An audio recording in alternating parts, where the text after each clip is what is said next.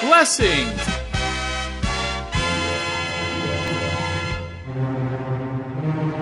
And curses.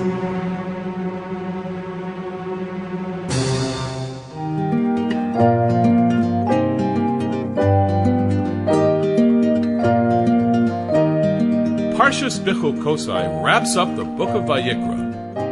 Im Bechukosai telechu. If you follow my laws, says Hashem, I promise you the most amazing rewards. Once again, this title is a perfect fit for the Parsha. Bechukosai is all about the wonderful brachos, blessings, Hashem promises us for keeping His laws, the mitzvos, and the awful klolos, curses, in case we don't. These curses are also called the tochacha, meaning warning.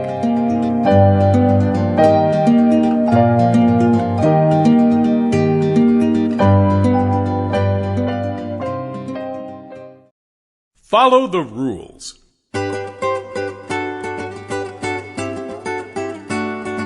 Can you imagine what the world would be like without rules? Huh? What? Eat whatever you want. Chocolate bars for breakfast, candies of all sorts for lunch. Amazing! And 32 flavors of ice cream for supper. Yummy! No set bedtime. Go to sleep whenever you want. School? It's your decision. Go to school or don't go. Whatever you feel like. Mama's gewaldig! Now imagine a busy city without traffic lights. Is that safe? What if there were no laws? No police. And no courts and no judges? Sounds like a lot of fun?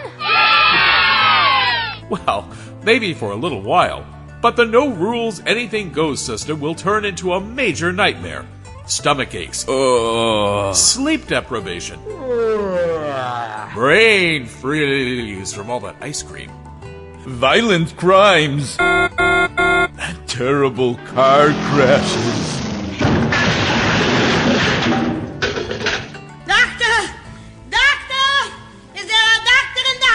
Not very much fun after all, come to think of it.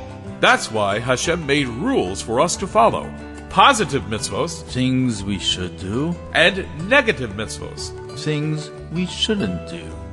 Following these rules makes the world run the way Hashem designed it, and is good for your body and soul.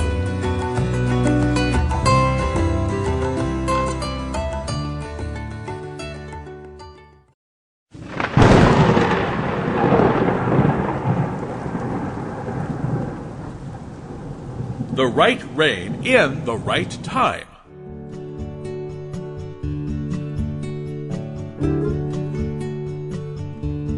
The blessings of Hashem begin.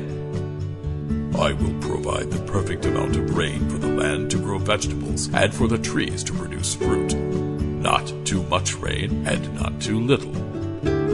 But who wants rain all the time? Not me. Who enjoys being stuck indoors? No outdoor sports, ruined vacations, and not to mention you'll need a supply of expensive umbrellas. Yeah, not those cheap ones that break with the slightest wind. So Hashem continues. Rain will fall at the right times. When is the right time?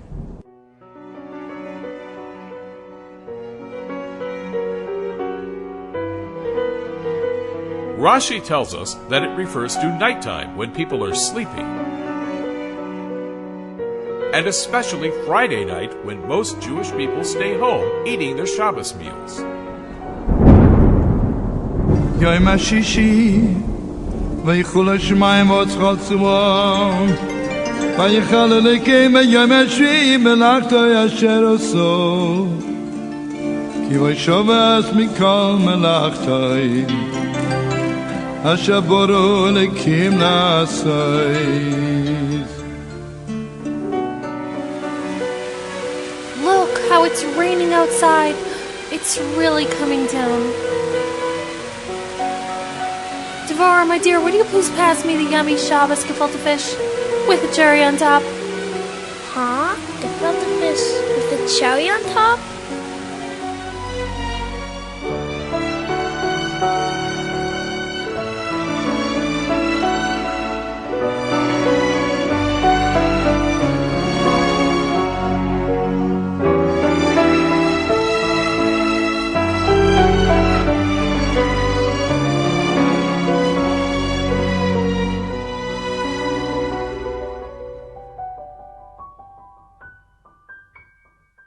Enough is enough. The blessings of Hashem continue. Fruit will ripen in just one day. Even trees that do not naturally bear fruit will have delicious fruits hanging from their branches for you to enjoy. There will be lots to eat, with plenty left over to sell. But there may be a downside to this blessing. With so much food, there's a chance of becoming overweight. Not to worry. This rain blessing comes with an additional benefit. With just a small amount of food, you will be satisfied and never feel hungry. Wow! Imagine eating less and feeling full for a long time. I'm so excited! Devora, can I offer you seconds on my yummy, delectable, delightful, delicious, mouth-watering, scrumptious, lip-smacking serving of my hot homemade apple pie with your favorite ice cream topping and whipped cream with a cherry on top? No thanks, Mom. That first serving sure was great. But I'm so full now that I can't put another bite in my mouth. And by the way, Mom, you're a walking, talking thesaurus.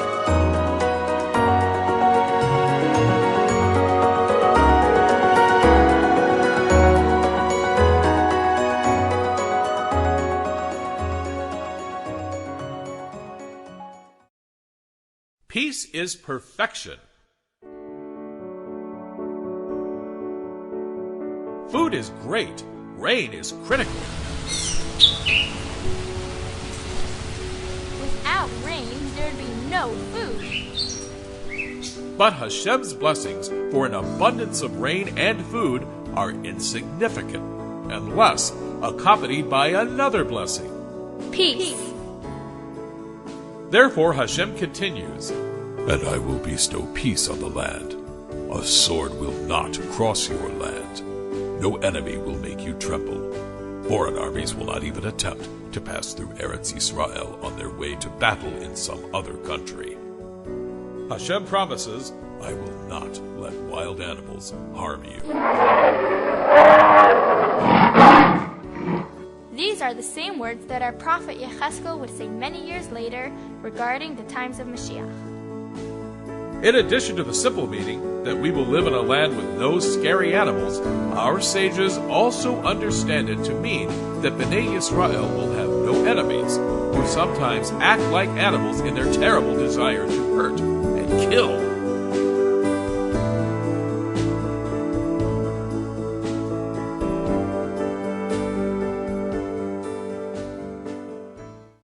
Kindergarten, a garden of kinder. Also known as kids. Now for my next promise, continues Hashem. You will have lots of children. Wow! Papa, Hey, wait a minute! hold it! If there's so many children, how can parents afford to feed them all? Yeah. That's a very good point, come to think of it. To answer this, Hashem repeats his blessings for lots of food, along with some other blessings. There will be plenty of food for all your children, more than you can ever eat. Yes! It's phenomenal! What an unexpected pleasure. I will not allow the grain from the old harvest to rot. Instead, I will cause the old grain to stay so fresh that it will taste even better than the new crop. What a miracle! Baruch Hashem! Thank you so much, Hashem! The blessing of closeness. Last but not least, my Shekhinah, divine presence, will always be felt amongst you. Hashem promises, I will be God to you, and you will be my special people. That's why I took you out of Egypt, where you were slaves, so you could be close to me.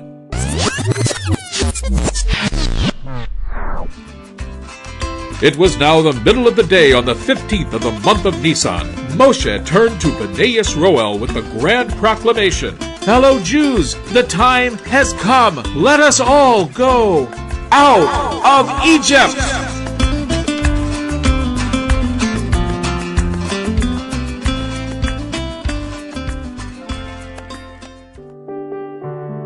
This blessing includes the building of the third Beis HaMikdash, which will never be destroyed.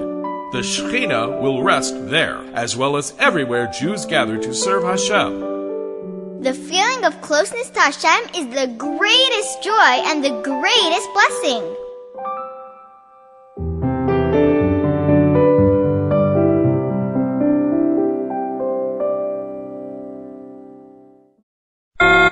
Warning, warning, the Tochacha.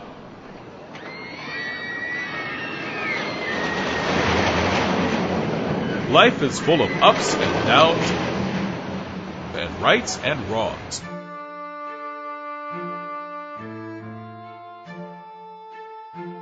There are rewards and blessings. Wow!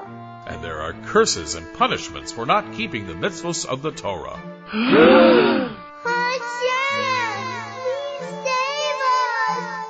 Perhaps a better word would be consequences. We'd like to think that most of the time, Bnei Yisrael will follow what Hashem wants them to do.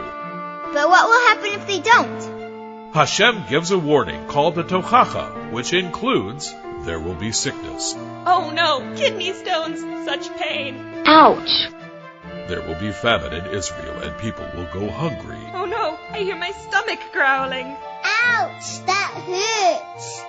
Wild animals will attack people. Oh no, it's the wolves! Enemies will attack Bnei Yisrael. Oh no, they're getting closer! The Beis HaMikdash will be destroyed. The pain.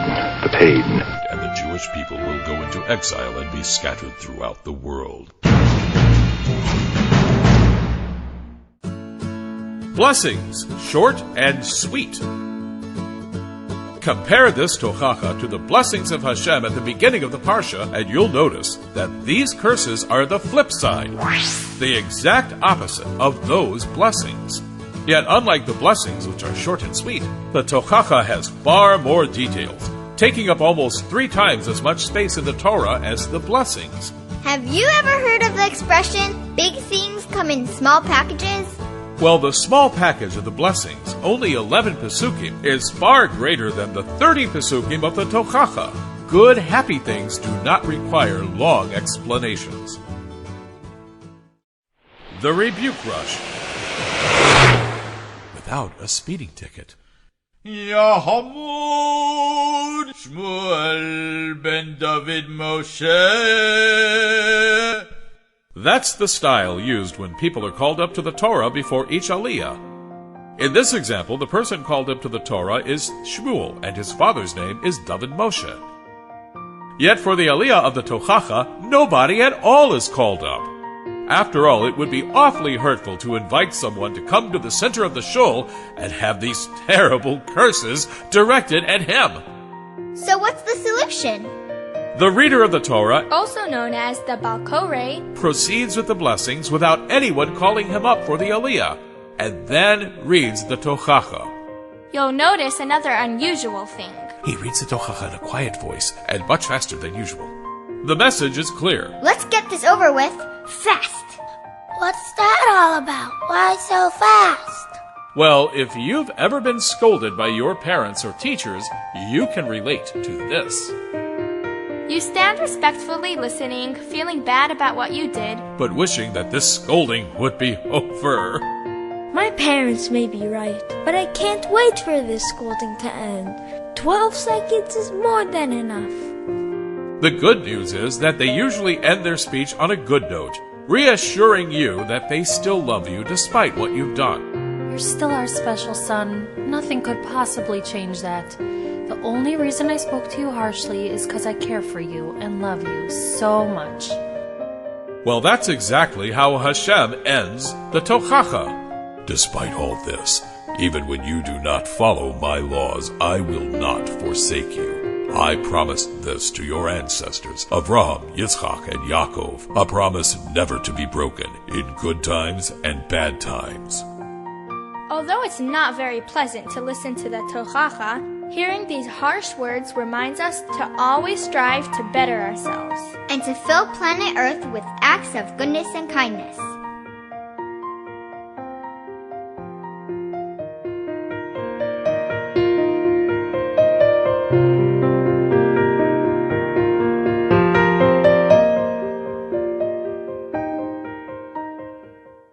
The promise is you. The fact that you are enjoying Shazat Chumash today is proof that the promise of the great and eternal love of Hashem to Bnei Yisrael is real and true. Think about this amazing and incredible fact. All the great nations who once ruled the earth have long disappeared. The Phoenicians, the Babylonians, the Persians, the Greeks, and the Romans have long been gone from the face of the earth and can only be found in history books. But Bnei Yisrael, the Jewish people, including you and your family, are still alive and well. Wow, what an amazing miracle! Indeed, even though other nations tried to wipe us out, we're still around, learning Hashem's Torah and performing His mitzvos. Perhaps you've heard this joke. Here's what a Jewish holiday is all about, short and sweet. The enemy tried to kill us, we won, let's eat!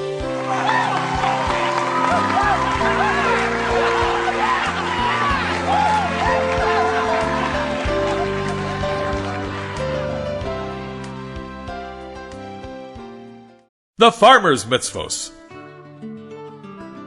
Hashem wants all Jews to learn Torah, do mitzvos, and be holy. For that reason, He gave special mitzvos to the busy, hard-working farmers, so that they would once in a while get the chance to refresh their connection with Hashem. Or shall we say, rejuvenate? One of these special mitzvahs is called Maaser Behema, which means giving a tenth of one's newborn animals and making them Kodesh Lashem, holy for Hashem.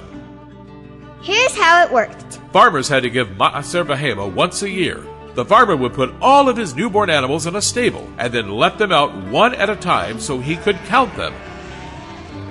Every time he reached the 10th animal, he would dab a little red paint on it, marking it as a gift to Hashem. The farmer then brought the marked animals to the Kohen in the Beis HaMikdash in Jerusalem. The Kohen sacrificed the animals and gave the meat to the owner to eat. Since he had to eat the meat while he was still in Jerusalem, the farmer usually had to stay for a while. He may even have his family join him so they could help him finish eating all that food. Spending time in Yerushalayim was a wonderful experience for a farmer. Just breathing in all that holiness that filled the air gave the farmer a chance to feel close to Hashem. And in a practical sense, being in a city with so many Torah scholars was helpful to a farmer who could spend some time learning and get answers to questions he might have about Torah and mitzvahs. In this way, the mitzvah of Maaser Behema helped make busy Jewish farmers and their families holy.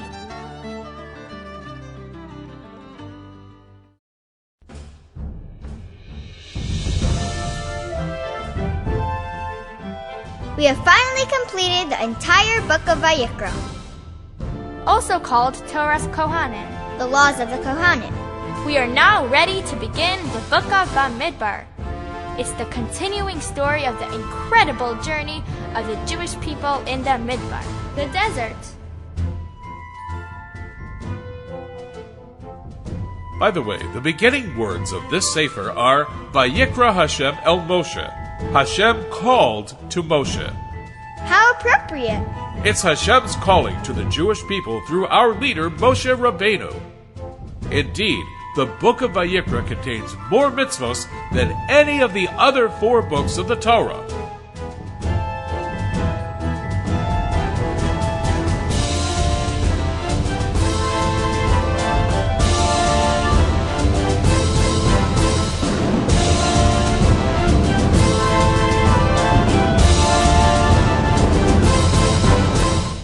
Chazak, chazak, venis chazek. These are the words the reader sings when he completes the public reading of each book of the Torah in the synagogue. It means, be strong, and we will all be strengthened. The entire congregation stands up and responds with those very same words. How inspiring! We have soaked in the amazing lessons of Sefer Vayikra and are excited to find out what the next book, Sefer Bamidbar, has in store for us. And even if we've read it already, the Torah always has more to offer. Just dig a little deeper and you are sure to find some real Torah gems. By the way, contrary to popular opinion, the Shazak staff does not say Shazak, Shazak, Venice Shazak.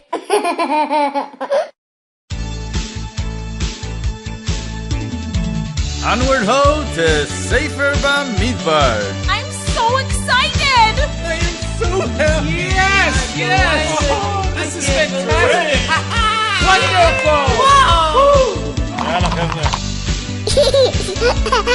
Mama.